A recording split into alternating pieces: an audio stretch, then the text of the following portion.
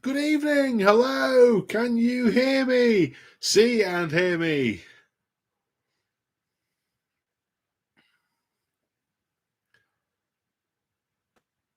Hooray! Hooray! Hooray! Hooray! Hooray! Well, hello and good evening.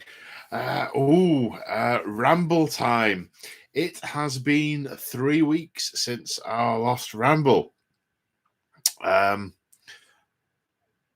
Yeah. It's good to be back talking without engaging my brain again, because that's exactly what happens. What happens now? Oh, I keep going. Yes. Okay. So, format for today. Oh, man. Chapter Master, thank you very much. That is. And just to tell me, you can write "We can see and hear you" for free. So, thank you. Legend. The first piece of news.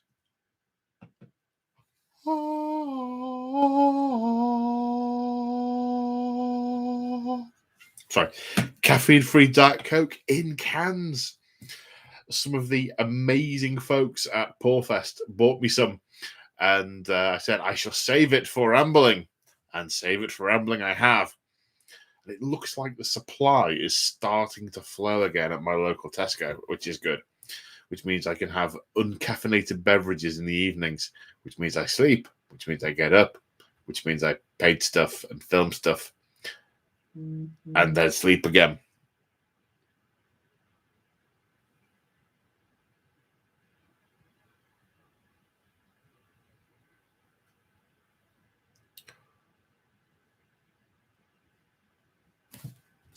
Hang on, we're getting early messages through from Crimson. There was something I didn't tell her. I'm not quite sure which bit of it I didn't tell her, but something I didn't say. Sorry. It was a very, very busy day. So, right, yes. Usual format. What? We have Crimson not in the room with me today. It's not just that you can't see her shoulder. Crimson is elsewhere, super, super, super busy with work. So she is tapping remotely and sending me things to say on the telephone. And I can see she's already been really active in the chat. So thank you in advance, Crimson, for stuff and things. So, yes, usual format. I'm going to ramble a bit about the last. I was going to say the last week, but it's actually been a few weeks. So I'm going to ramble a little bit about the last few weeks and what I've been up to. Then I'll move on to the ramble topic. Age of Sigmar Stormcast Eternals and how they organise. Might touch on the 40k FAQ battle slate thing that dropped today a bit later on. Maybe not. We'll see how we go for time. And then there's questions and comments and other amazing stuff that you guys are going to pop into the chat. And Crimson is going to feed me whilst I am zoning out on the actual ramble itself. Okay, so what have I done over the last few weeks, both hobby wise and non hobby wise? No, Paul, you're all right. I've had my pound of flesh. I'm not quite sure why. It just came up on the day.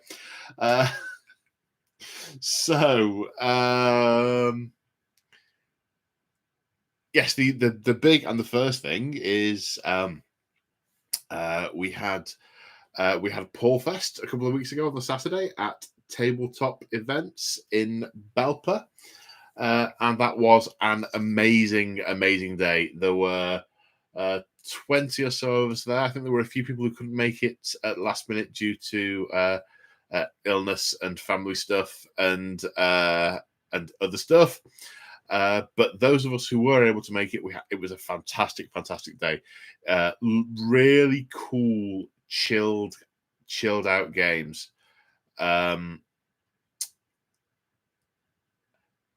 Everyone's self-organized. It was amazing. I was wondering, I made a point of not playing a game myself so I could go around the hall and chat to everyone and basically interrupt their games and go, oh, that looks pretty. And what's going on here? And, oh, doesn't that look cool? So there was a lot of that. And one of my favorite things of the day was as I was going around listening to the games, people were saying things like, oh yeah, but technically I can't use that stratagem twice. And the other person was going, I don't care. Do it. It's what would happen. And I was like, yay. Yay, you are my people. Oh, that made me smile so much. It was really, really good. It was really good. The guys already started talking about arranging a Paul Fest 2. And they have booked the date with tabletop events in Belper. Someone put the date in the chat because I can't remember it.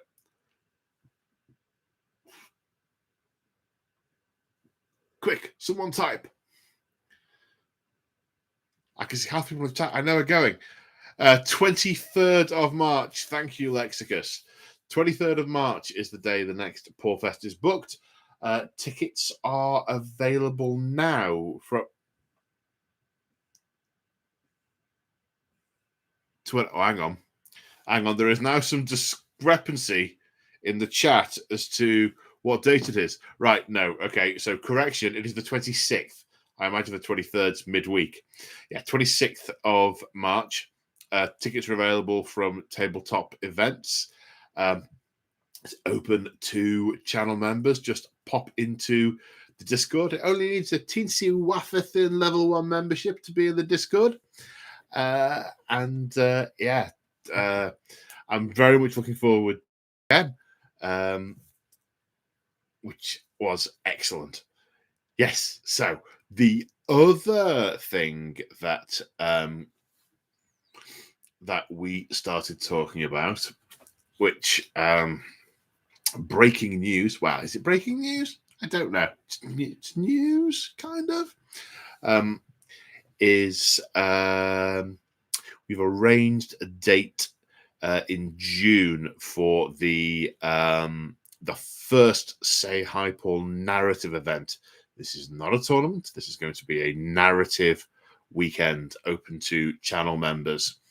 And it's going to be an almighty fight between 2 specific factions. More details to follow at some future point. Don't know exactly when. Well, I've got a reasonable idea when. I'm actually going down to Tabletop Events tomorrow, and we're going to have a chat about some of the logistics. So once we've got all that sorted out, it won't be too long before we can get some tickets available. Yes. Yes. I want to stop calling it the narrative day because it's 2 days. It's the narrative event. Yeah. So that was really cool. Then on the Monday after Paul Fest, I got really ill for a week and a half. And I was quite poorly, and I ended up having to cancel my trip to go and play with Winters. I ended up missing out on Halloween, mostly. Crimson tried keeping me warm in the corner by the fire, but I was just too poorly. And I missed out on my parents coming to visit for a week, which was very annoying. Because I didn't want to give them any kind of plague. So there was that. Got over that, and I have been painting up my Cruel Boys for Age of Sigmar. I was trying to get them all done by Sunday. Just gonna say all. I was trying to get 1,000 points done by last Sunday because I had a game with Moog and his little figures. Our amazing plan was to have a game of 40k and a game of Age of Sigmar. And we thought that 12 hours would be plenty to get these both in. We were wrong. So we ended up just playing 40k, which was great fun. And that'll be up in the members lounge either this week or next week. I can't remember. I'd have to check. I'd have to, I'd have to check.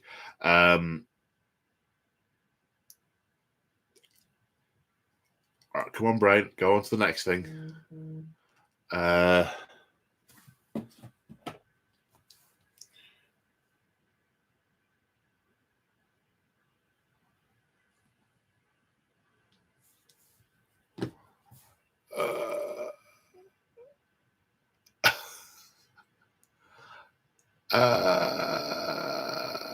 I've been totally distracted.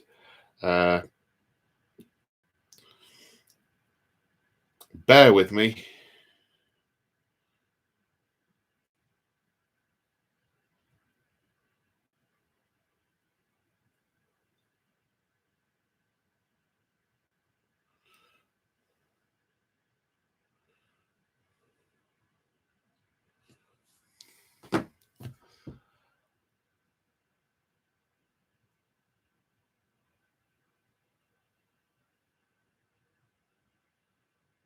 There's a little thing spinning around inside my brain going, I don't know what to do next.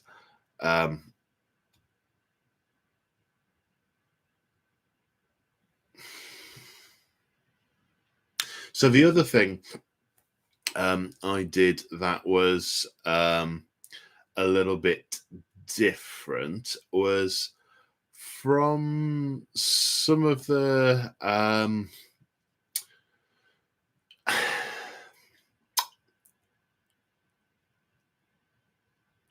one of the things I've done, or one of the things I do, are hobby vlogs, as I'm sure a bunch of you are aware.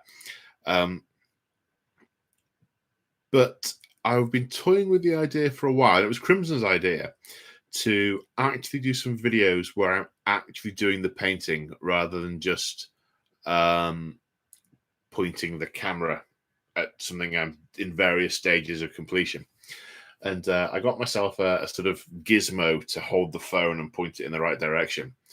And I thought I will give this a go. So what I did was I took 10 Cruel Boy Uruks, Gut Rippers, I think they were, and I did my batch painting as normal. So I lined up all my colours and went through each one. But for the first model, I turned the camera on and said, right, what I'm doing is I'm doing this and this and this and this and this, and then sat and painted it. And I had to do a few takes at the start because the first couple of takes were me going do do do do do do do do do do do do, and then I thought, that doesn't really work. So right, start talking about what I'm actually doing and why I'm using this color and why I'm putting the brush everywhere and so on. So it ended up being an hour of various different bits of painting, of the different stages of painting for the different stages of painting of that one model, and people seem to have really liked it. There have been some. I really wasn't sure if it was going to work or if people would be interested in it because it was an hour-long video of me. It wasn't sort of like something you could easily consume and then go, right, I'm now going to go and attempt that. It's an hour of me going brushy, brush, brush, brush, brush, brushy, brush, brush, brush, brush, dip, dip, wash, wash, brushy, brush, brush, brush, and So yeah, I put that up on Monday. It seems to have gone down quite well. So if people are interested in that kind of thing, I will do some more of them. Because I have very specific techniques I use to try and do the models as quickly and effectively as I possibly can. And those random techniques are things I've learned over 20 odd years or 25 years. Don't tell me that. And they don't necessarily come across in a vlog. So I tried that.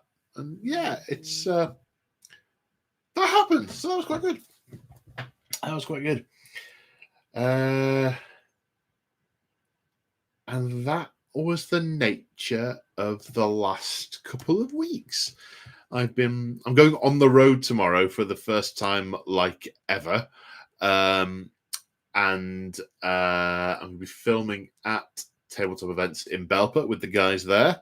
So we're going to do a couple of battle reports whilst we're talking about other things. So for the first time in a very long time, I've had to pull out my models case, dust it off, and try and fit models in.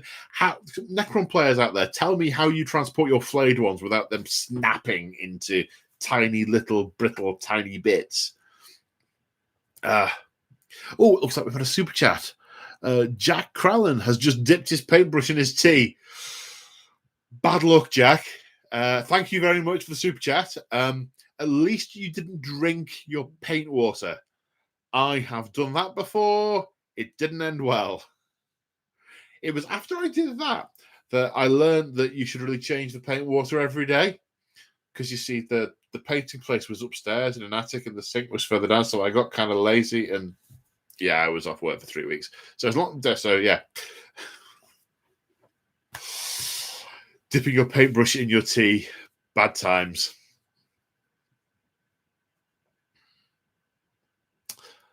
I got a lot of Imperial Guard painted during that illness, if I remember rightly. Long time ago, that about 15 years. 15 years. Right, okay. On to the ramble topic for today. That's enough pre-ramble. Pre-ramble. So, I'm really, really getting into Age of Sigmar and the various forces and armies, and I've still only played one game, but I'm trying to rectify that as soon as possible because I'm really starting to feel it, and so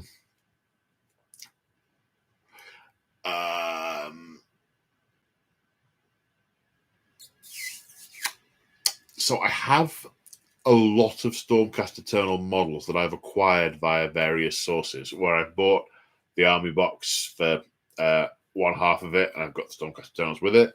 That's happened like 3 times now.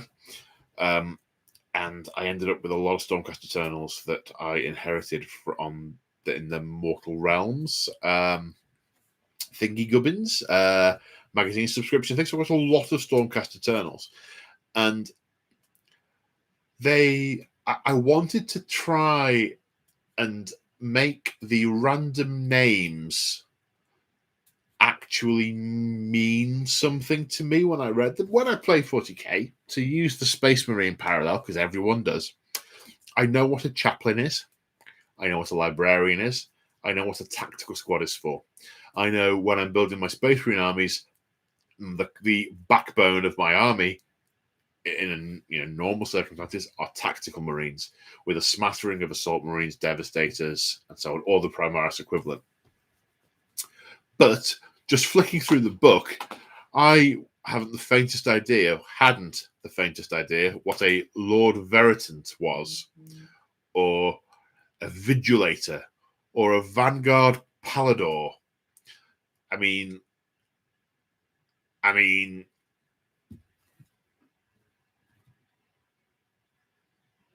so I set myself a bit of a goal a few weeks ago now of trying to work out what was what. Now, there's this cool double page thing in the battle tome, and I said codex. I didn't quite say it, which tells you what the difference is between a chamber and a conclave, and what's the other one? There's another one.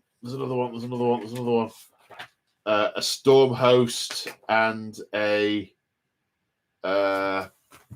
brotherhood. That's it. And a brotherhood. I thought, right, I need to work out what all this stuff is. So the first thing I did was, and I think I've mentioned this previously, briefly. The first thing I did was I went through I got out.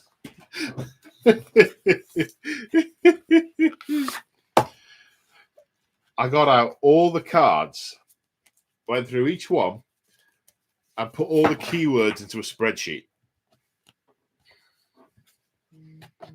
So I could then look at, so I could then say, right, what are the keywords that a lot of these things have in common? What are the keywords that are fairly sort of standalone, and only one or two units have got them? And because what I was really struggling to get my head around was the distinction between a conclave, a chamber, a conclave and a chamber was the main distinction. And that was relatively easy for the units, but the characters. So, and I've got my spreadsheet to the side of me here because I so can't do this from memory. I'm going to have to refer to this for ages. And I've broken it down into units, knights, and lords. And dragons, but dragons. Dragons. But yeah. And what's a lot more difficult was the various lords and knights didn't have the various keywords of the associated chambers. You had to go through the body text and try and find out. And they usually work with the Angelos conclaves. Right, boom, Angelos, tick in that column. Next. And what I have effectively got is a reference of conclaves. So Redeemers, Justicars, Angelos, those sorts of things. And then that made it really easy to cross-reference to this picture in the book, which talks about various warrior chambers. So if I start from the ground up with what I have managed to glean, he says, what I've managed to glean. So a conclave is like a miniature army. It's a number of what in 40k you might call a unit, or in Fantasy Battle you call in Age of Sigmar you'd call a unit. The in-character name for them is a retinue, and each conclave has a number of retinues in a conclave, and a conclave will be led by lords and knights of an appropriate type. Now, it's a sort of upways, crossways kind of diagram, because a chamber has a particular battlefield role and is constructed of conclaves of different types to enable the chamber to perform its role. So, for example, he says, for example,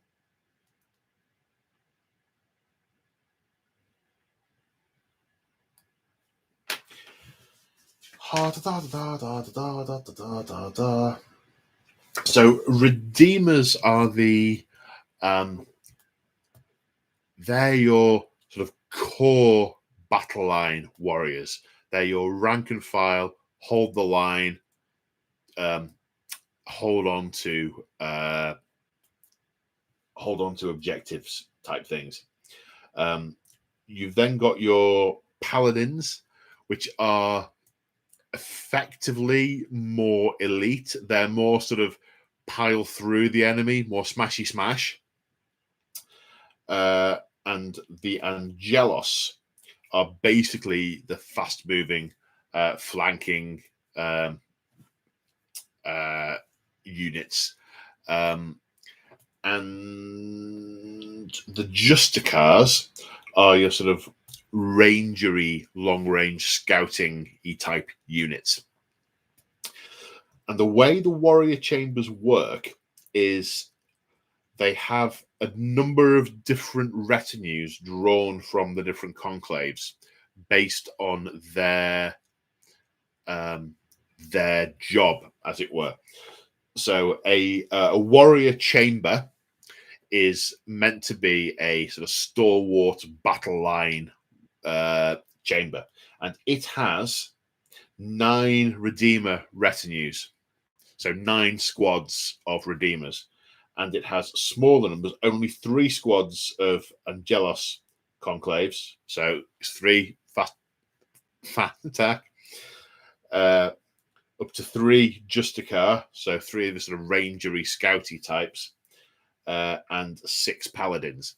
So essentially, if you just look at these sort of ticks and crosses on the spreadsheet, look at this, the Storm host, your warrior chambers could all look identical in terms of models, because they all allow. Well, that's not quite true, because they generally all allow for the same units in the different conclaves, but it's about the focus that they have. So, for instance,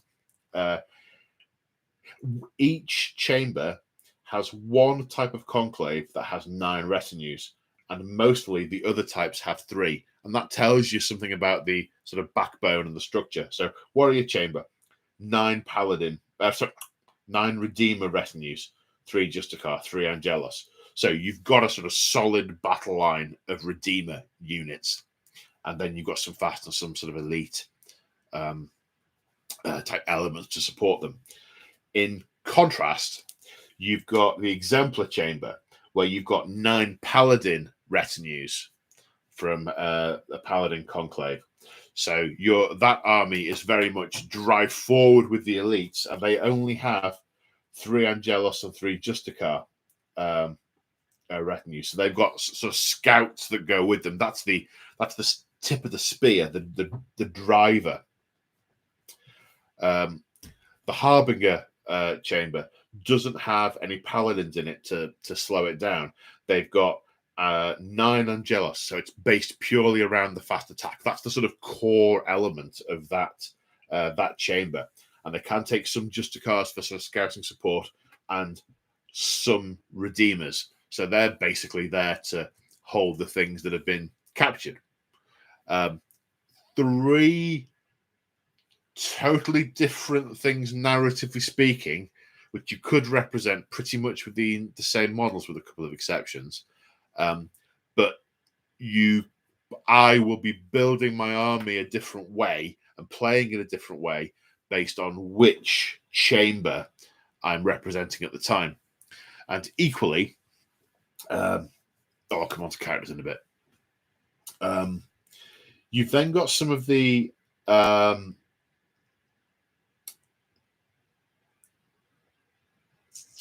specialist chambers. It makes reference in the book to how these have only been released or set on the mortal realms relatively recently. What I infer from this is that in the original narrative, you had the Exemplar, Warrior, and Harbinger chambers, and the Sacrosanct, Vanguard, and Extremist have come as subsequent editions. I think the Extremist came in this edition. I think Sacrosanct came in second ed. 1 minute. Diet Coke.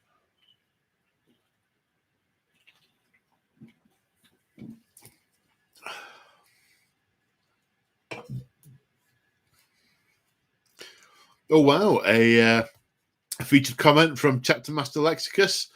Paulfest 2 update, only 21 tickets left. Oh, get them all hot. I need to get one, I think. So the three. Oh wow. Super chat from Adrian Smart. Hi Paul, undoubtedly off topic, but just tuning in, really loving the Black Templars content lately. Hope you keep it up. Hope all's well. Well, thank you very much. All is well. The Black Templars stuff is I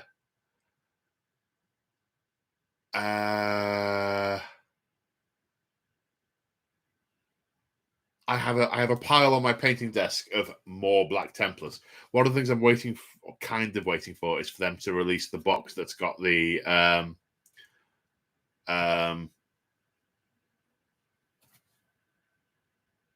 Crusader Squad in it, because at the moment I only have one Crusader Squad, and I've got sort of enough units on my painting desk when that comes out to get it up to about 2K with a nice different choice of characters. So yeah, I really enjoyed playing the Black Templars, so they're definitely going to get some more love, but they're just on the list. They're on the list. Okay, so we're tangenting now. There are a few things that I've got on the list. I want to get my AOS armies up to 1,000 points. All of them. With the one exception of, I don't think I'll get my Sylvaneth. I think they'll have to take a back seat for a little while. It's all right, Adrian. Rambling. This is ramble, and some of it is tangentially related. I want to get my 40k wise. I want to get some snake bites done. I want to get some more Black Templars done. And I want to get some more Necrons done.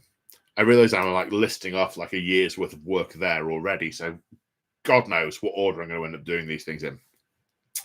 But AOS wise, I want to get I want to get 2 Stormcast Eternal hosts up. I want to do Anvil of Heldenhammer. I want to do 1,000 points of them minimum to do Shaiish base battles. I just love them, and I love the way the color scheme is represented in the book. I think it's superb. And then I want to do some of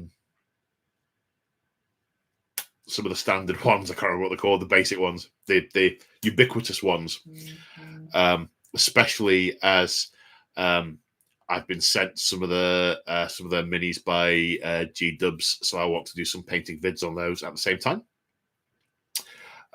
which is good.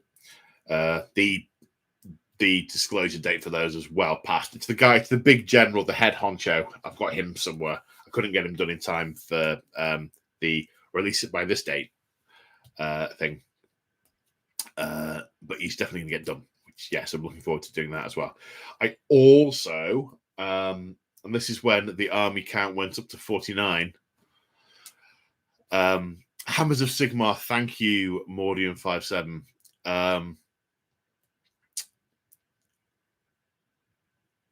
The tease from GW the other week that the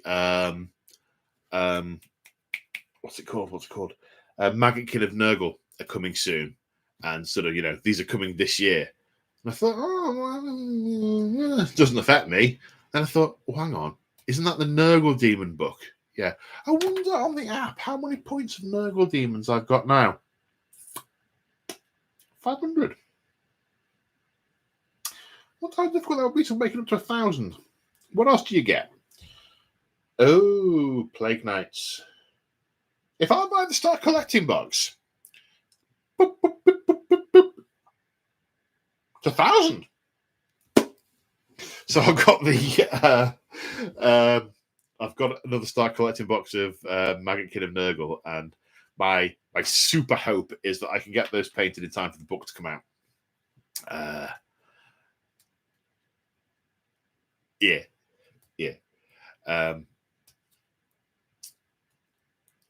Yes. And I need to get my Cruel Boys up to 1,000, but they're nearly done. There's like 3 hours left to do on them, so I should knock that out at some point this week. There's a lot more Cruel Boys, but that's the first 1,000 bucks. I think I got about 250 worth in total. I was amazed to discover that the giant corpse ripper vulture, the huge, big, impressive model, is not very expensive in points. A super chat. Is it a super chat from Teutonic Knight? Many thanks for that, buddy. There's no message with it. If you want to chuck up a message, I will try and read it out. Maybe you hit the button too soon. I don't know. But either way, big thanks. Back to the book. So 3 specialist chambers. The easiest one to discuss is the Extremist Chamber. Because basically you go to the narrative and it says, this chamber operates in its own right. It's only answerable to the head of the storm host. It doesn't get broken up into other bits. Occasionally, they get attached to do specialist missions. So, in other words, you can take an army of them if you want to, or you can just add one here or there. So, okay, so the Extremist Chamber is a thing, but it's not necessarily a thing when combined with other things. It's easy just to add. I don't have to think about adding. It's just like, yeah, they can come along because boss said, okay, that's easy. The Vanguard Retinue is relatively straightforward, in so much as it's anything that's Angelos or Justicar. So a pure Vanguard Auxiliary Chamber is a super, super fast scouty army with Palador retinues, Hunter retinues, Raptor retinues, just basically everything fast. Again, nice and straightforward. The Sacrosanct one is also relatively easy because everything that is in it has the Sacrosanct keyword. So, yay! And they don't tend to be in the other chambers. Now, what it does say is, I'll come on to Brotherhoods in a little bit more detail, but basically, your army can be a Brotherhood, which means you can just take stuff from anywhere and do anything you want, narratively speaking. But it's not important to me to... The important thing to me is to know what narrative I'm following. If I want to get a dragon and some Griff Chargers and some of these and some of those and some of those, I want to know what that army is so I can play it like that. But I don't necessarily only want to do that, if that makes sense. I think it made sense. It made sense in my head, possibly not out words, but nah. So yeah, the Sacrosanct Chamber are basically all the magic people. The units are all magic. The Sacristans, the Castigators, the Sequitors, the Evocators, none of these sort of cross-pollinate with the warrior equivalents. So, for example, the Castigators are a Justicar unit, but they're a Justicar unit that only occur in the Sacrosanct Chamber.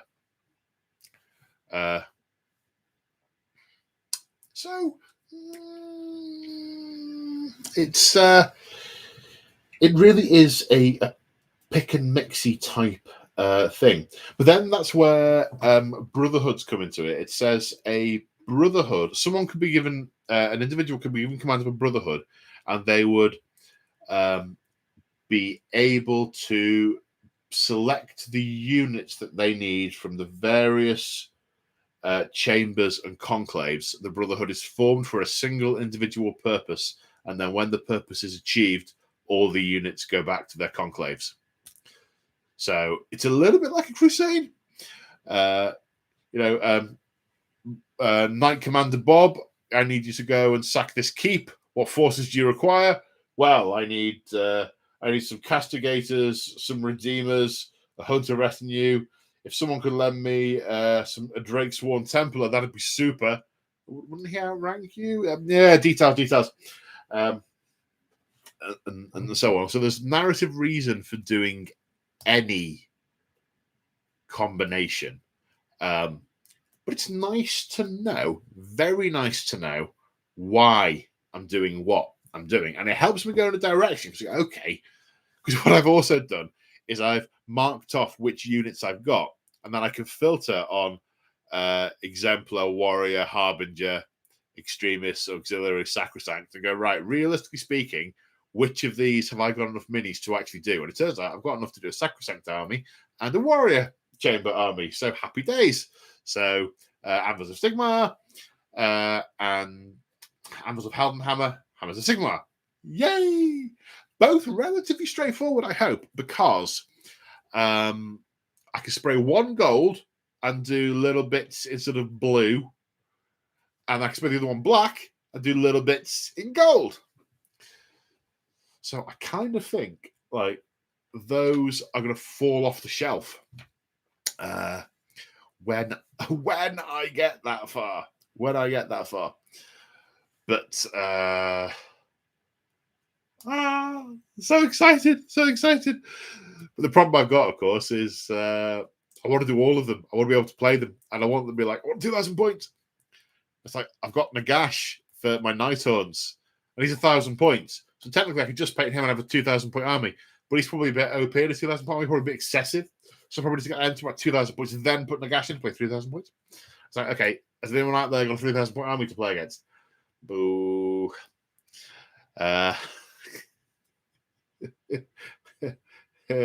Now, so I've then got this filter on my spreadsheet for knights and heroes. So not heroes are basically your what have I done wrong?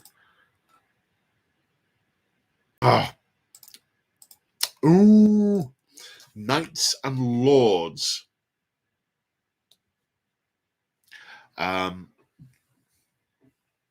Knights and lords. So lords are sort of like your head of the chamber, and knights are sort of like your second in command. They're sort of junior officery type people. Now, what was quite interesting was trying to work out what each one was, because there are some of them that are very straightforward. So Knight Judicator, for example, very straightforward. It's associated with Justicars. So he can go in any he can go in any Exemplar, Warrior, Harbinger, because that's where the Justicars can go. And the way these chambers organize, the command echelon, 1 to 3 lords, 3 to 9 knights. So it gives you scope to have a nice variety of different things. Ones that are a little bit trickier, or ones where it's difficult to actually infer what their chambers actually are. So some other easy ones: Knight Venator, Knight Zephyros, they're the auxiliary vanguard. Great, fine. A Knight Quester is basically not attached to any chamber. He is on a solo mission directly for Sigmar. So he pretty much goes where he wants to go. So you can attach him to anything you want, narratively speaking. Equally, you've got the Knight Heraldor. They're basically a battle line banner bearer. I've inferred that you can kind of put those anywhere. The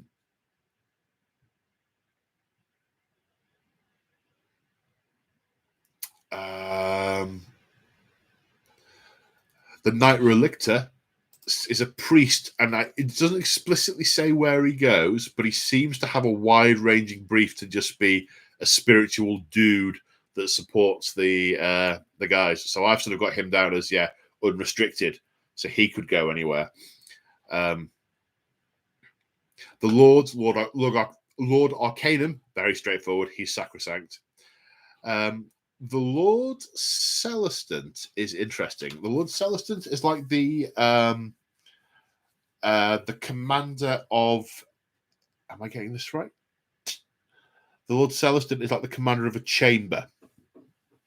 Yeah, he's the commander of a chamber. The Lord Imperatant is the overall battle commander in that theatre. So he's, if I were to make 40k type examples, the Lord no, that example doesn't work. The Lord Celestin is like your captain. The Lord Commander is your captain who is in charge. So he may be in charge of other captains.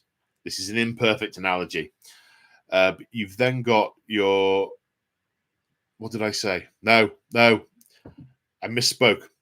Your Lord Celestin is in charge of a chamber. Your Lord Imperatant is in charge of an army. There we go. Let's do it that way around. He's in charge of an army. And your Lord Commander is in charge of the entire storm host. So the model I mentioned I got earlier for the Hammers of Sigmar that I need to paint is Bastian Carthalos. He is the named Hammers of Sigmar Lord Commander because he is the commander of the Hammers of Sigmar. Then you've got others like a Lord Relictor appears to be a high priest, so he's very similar to the Knight Relictor, I've already mentioned, seems to be able to go anywhere. So they all sort of boil down into things that are either explicitly attached to or associated with a chamber, in which case, yeah, I would sort of see myself, if I was conceptualizing a warrior chamber, I'd want some lords and knights that are associated to the Redeemer Conclave, because that's the most common, then potentially a smattering of ones that are associated with Angelos, Paladin, and Justicar, depending on what units I picked as a kind of match to that. And then potentially some of the overall ones thrown in there, like a Lord Imperatant, a Knight, a Knight Heraldor, who's the banner bearer, that kind of stuff. So, whilst I can't do this off the top of my head yet, and I can't do this from one page of the book, and I have had to spend 3 hours producing a spreadsheet, I have got a pretty firm idea of how to build a Stormcast Eternal army in such a way that it matches the way they're supposed to behave in the narrative. Hooray! But that really helps me. That really makes me want to play them. I'm like, okay, if I'm doing a warrior chamber, I am really going to fix on a solid Redeemer battle line with a few other things going with them. The Sacrosanct chamber, it seems like most of the range stuff is Sacrosanct. It's like they get range of magic and almost nothing else. So it sits at the back behind a thin line of dudes with hammers and just pelt the opposition to see if they live. I'm not sure a pure Sacrosanct army will do terribly well in AOS because it's a melee game primarily. But we'll see. We'll find out. But equally, I won't have all my Sacrosanct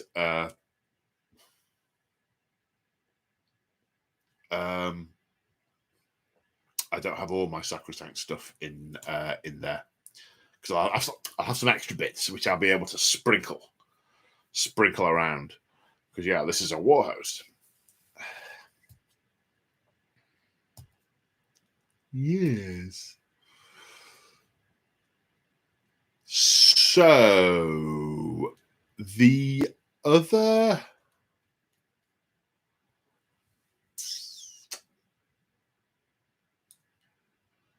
So I ummed and ahed earlier this evening about whether I wanted to spend any time rambling about the latest rules update from GW and the nature of balance in the game.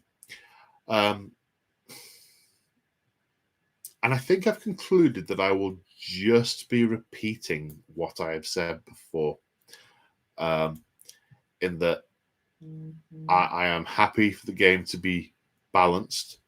I like match play, competitive balancing, not to break the narrative game. That said, with respect to the specific document that they've produced on this occasion, they've introduced a change to flyers to restrict the number of flyers you can have in an army. I am glad they have kept that to matched play, because it means it doesn't affect anyone who wants to play a narrative game, an open play game. I think more and more, because with GW now, narrative is synonymous with Crusade, which I don't do. So effectively, what I do is open play. So that doesn't affect me. So I'm okay with that from that perspective. It affects people who are having pickup games and have got themed armies, but it depends what your local crowd's like.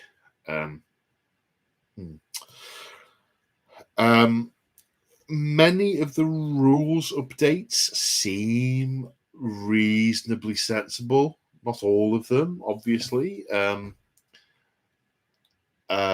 They appear to give some buffs to some armies that needed some buffs. Okay. I like the way it's all in one document. I like the fact that it's not scattered about the place in various FAQs.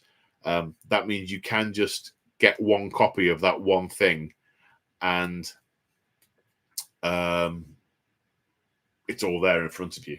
The points changes, yeah, okay. Points balancing things, I have no problem with. Where I was having problems in previous years before I started the whole YouTubey thing, I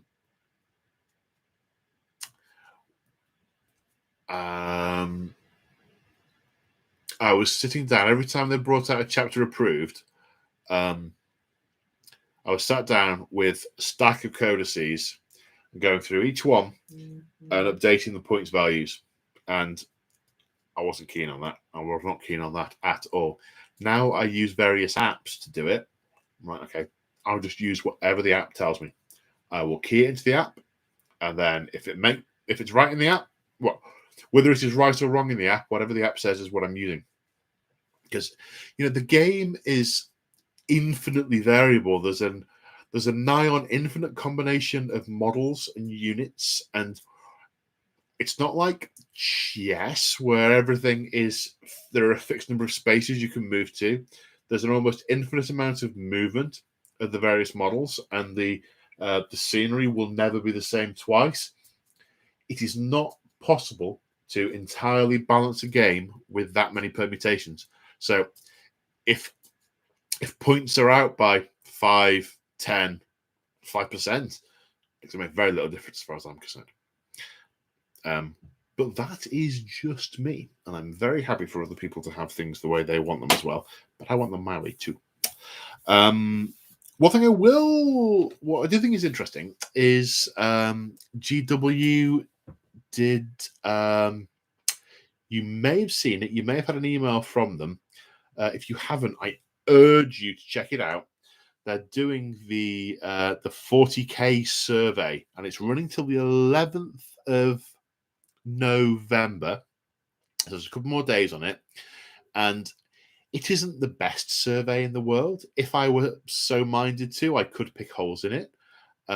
However, it asks questions about how often you play and what kind of games you enjoy playing, and whether you play match play. It's made a distinction between friendly match play and competitive match play, which I think is very interesting, because I think there is a difference. I think it's important to differentiate between a pickup game and a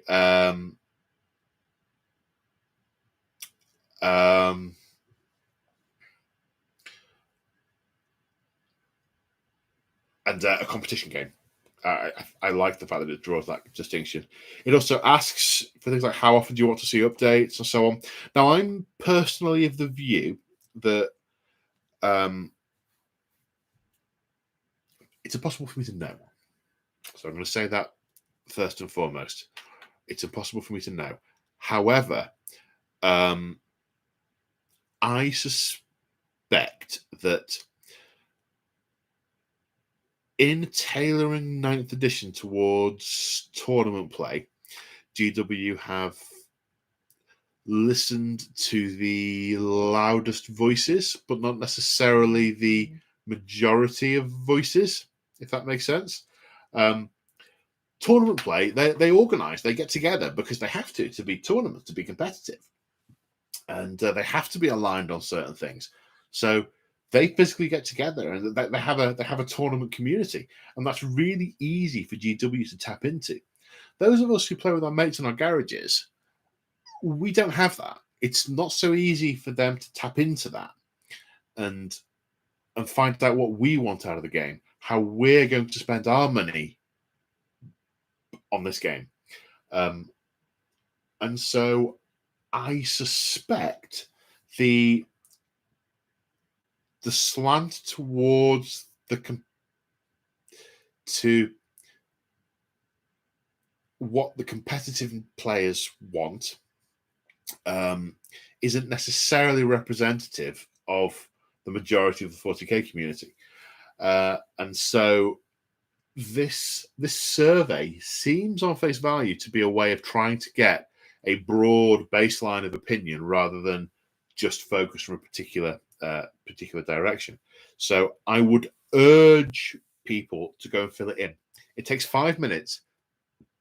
And if you're a narrative player, or if you enjoy open play, or you play casually, if you like regular points updates, or if you hate them, if you want to see really tight, specific descriptions on things, or if you want not to see that, it asks questions like, do you think the rules are well written, too detailed, complicated, easy to pick up? It gives you all those sorts of things.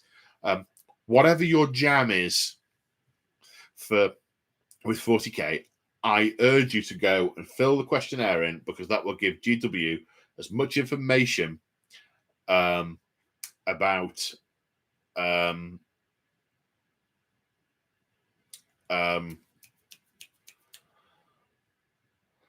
their player base.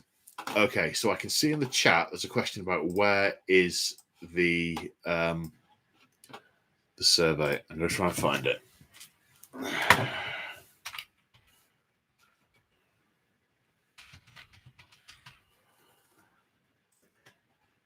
Games Workshop, Home. Now there should be a community tab on here somewhere. Warhammer Community. New rules for match play games. Not that interested in that. View all news. I'm sure this is fascinating for you guys to watch. Load more. Load more. Gamers survey. Here we go. Right. Copy link address and paste it into the chat.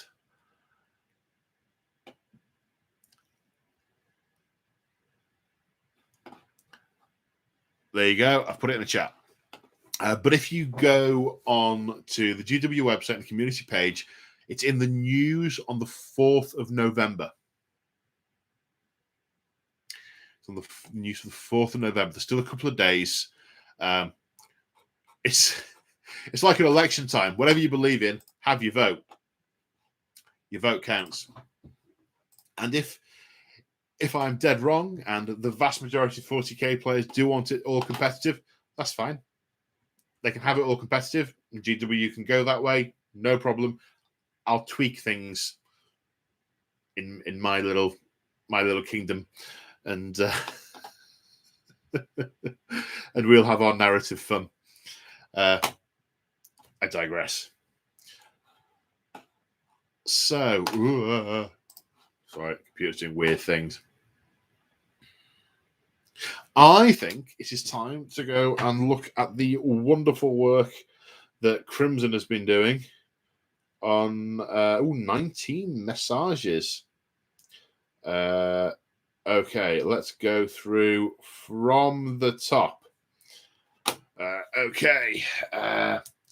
Chapter Master Lexicus, loved the painting vlog. Okay, brilliant.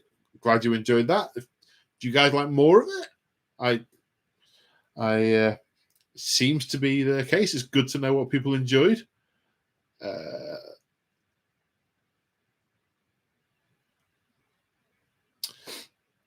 Kevin Nicholson. Loved the idea and watched 5 minutes. I'm saving it for tomorrow. Okay, good stuff. You could try a paint along live stream. That would be cool. Also from Chapter Master Lexicus. It's again something Crimson has suggested. I'm not sure how I'd work that with, because the live stream would be with my phone, you see, and I'd be on my painting desk, and it's how I'd interact with the comments and stuff. I mean, I could just turn it on and the thing might go off like after 2 minutes, and I would never know. So there's possibly a little bit more to do there. Wow. Okay. There's loads of stuff coming into the chat at the minute saying more of the painting stuff. So, yeah. Okay. Yeah. Oh, I can see one on there that I'm going to jump to now before Crimson types it in. Not to stop Crimson typing it in, but just because it's in the forefront of my memory. So Immortan Joe, he said, I'll cross-post it from the Discord. Yes, because I haven't done the questions from the Discord for a while. But anyway, I haven't had a ramble for a while. What movies do you feel are set in the 40k universe? E.g. Event Horizon. Okay, the first one is Event Horizon. That is absolutely how warp travel and Geller fields were developed. I remember being terrified by that as a youngster, but it is totally how warp travel first came about in the 40k universe. It absolutely is. Starship Troopers. It is completely a Tyranids versus Imperial Guard film in almost every conceivable detail. It's great. Bugs and Guard everywhere. The Ultramarines movie is definitely set in the 40k universe. I'll give you that one for nothing.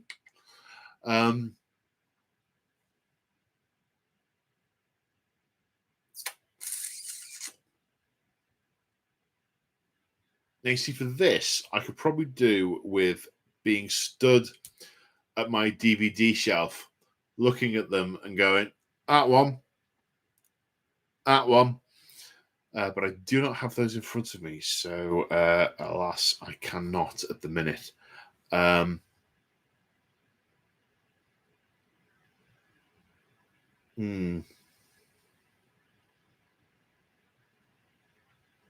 No, I have to come back to that. I will attempt to ponder that at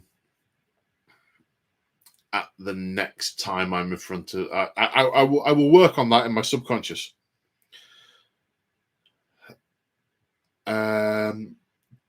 Jack Crowlin, a super chat for £5. What a super chat? I need to read the number out. We mentioned this earlier. Dipping his paintbrush in his tea. Yeah, hopefully it hasn't spoiled the tea too badly. Stephen Winson, solve the flayed one problem through the simple expedient of not owning any flayed ones. Tragically, that ship has already sailed for me. Yeah. Oh, Mordian57 has joined the channel. Level 1 Discord access. Welcome, Mordian57. Hello.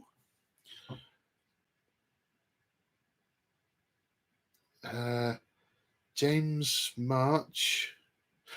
That's James from March of War, I think. I might be wrong. We're running a beginner Sigmar this Saturday if you can face up to a second trip in Belper in 1 week. Lol. Do you know, if I wasn't busy on Saturday, I would totally do that. I totally would.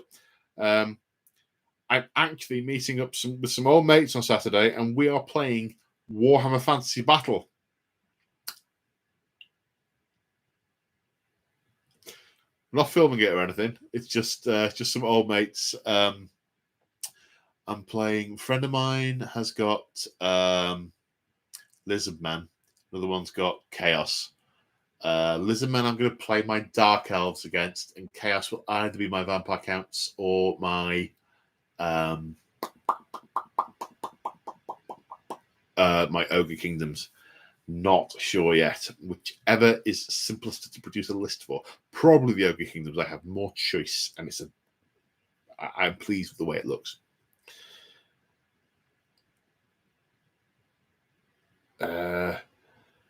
Lexicus, I was saying it's good that I'm going up to do some filming with March of War. Yep, looking forward to it. Moog likes to look at the flying steampunk dwarves. I tell you, Moog, if we both had the same amount of time to start collecting hobby, I'm not convinced I'd be the one who'd end up with the most armies. I think you're doing some pretty impressive collecting. Keith Amos, good morning, Paul from Perth, West Australia. A bit late, but it's 5 a.m. Well, I'm glad you could pop on and join us. But I'm simultaneously not glad for you that you're up at 5 a.m. Oh, I hope it's not too hot over there, keeping you awake during the night.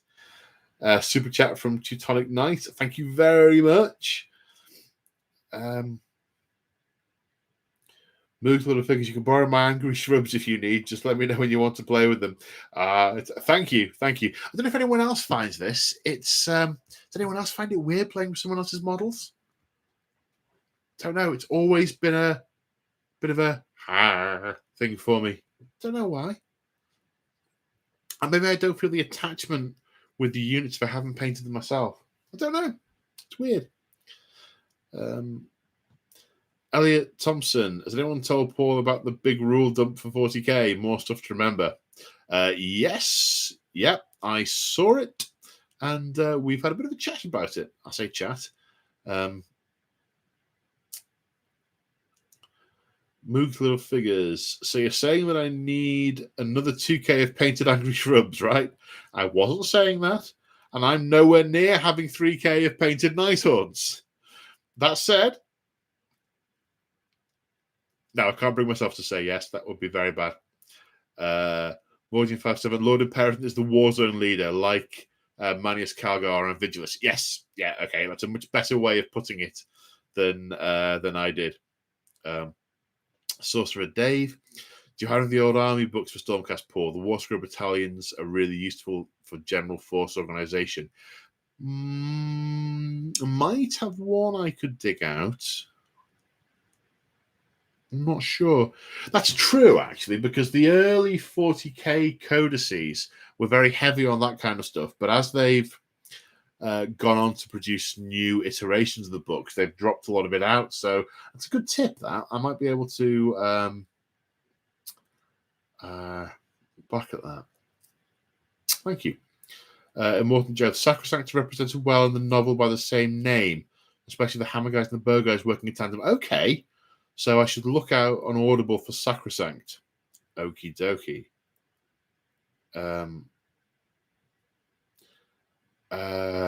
Kev, do you think it's time for division of the rules now? Yes. I've maintained for a while. I think the things that they've written into the core rule set that are applicable that are there to balance match play, I think they should separate them, call them match play rules, and leave the core part of 40k unbiased by match play, is what I think. They're really good at producing an extra copy of this or a cheat sheet of that. Here's a pack of cards with the summary of all your match play stuff on. They're really good at that kind of stuff, but they're able to write more products for us to buy. And I would be a lot happier. It's all about me. Teutonic Knight 92. When should we expect the next batch of the War of the 10 Legions? Also, they didn't give the CSM 2 wounds yet, despite this being a perfect opportunity. No, they did not.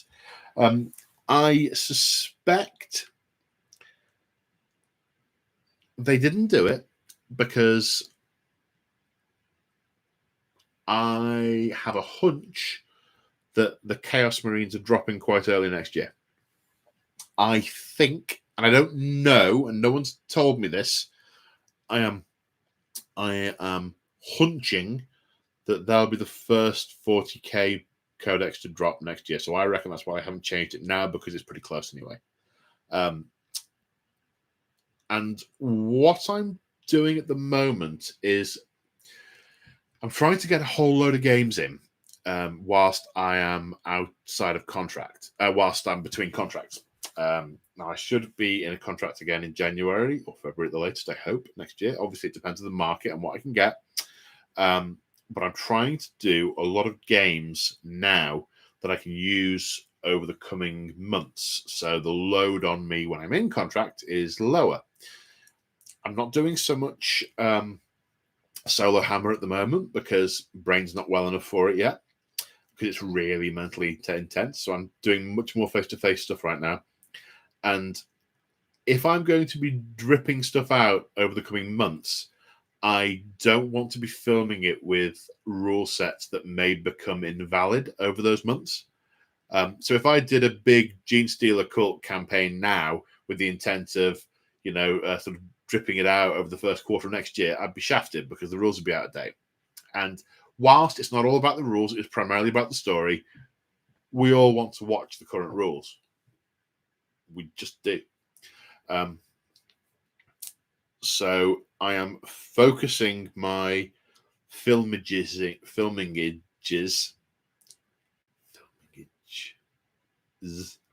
on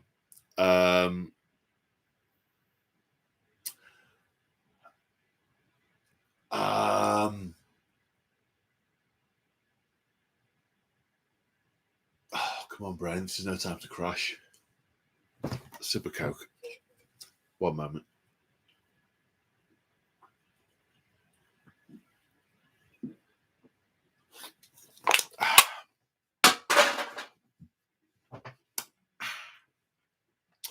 I'm filming things where I can with the new books.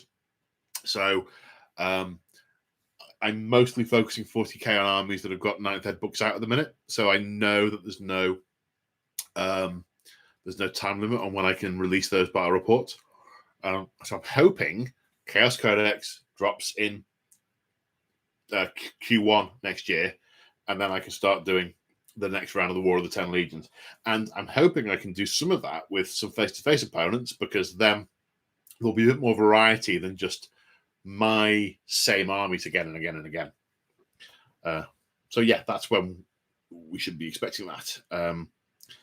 Keith Amos, yes, more to see how you paint models. Okay, great. Thank you. Chapter Master Lexicus, survey done. Excellent. I didn't mean for you to stop listening to me. I mean,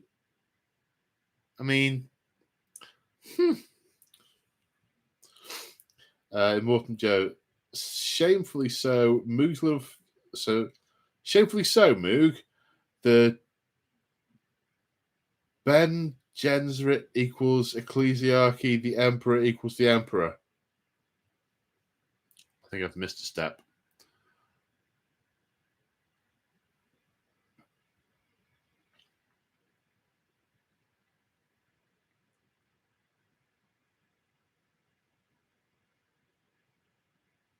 Okie dokie. I think that's a reference to... it was a reference to June. I missed a bit in the conversation. Okie dokie. Well, that is the end of the list of questiony type commenty things. Lexicus, would I do such a thing as not listen to Paul ramble? I'm easy to tune out, mate. I have to tune out the sound of my own voice regularly, otherwise I start to go nuts. Whew. It's warm in here. I thought it'd be the central heating. Yeah, well, there's not a huge amount going on in the chat. We've got to the bottom of the chat, we've got to the bottom of the comments, so I think we are going to wrap up there. Massive thank you as ever to Crimson, who has been feeding me all of the comments so I can make sure we talk about them and I mention them. So big thanks, Crimson. Immortan Joe has just super chatted. Good to have the rambles back. I was only off air for 2 weeks, but But thank you, man. Yeah, it's good to be back. Does pineapple belong on pizza?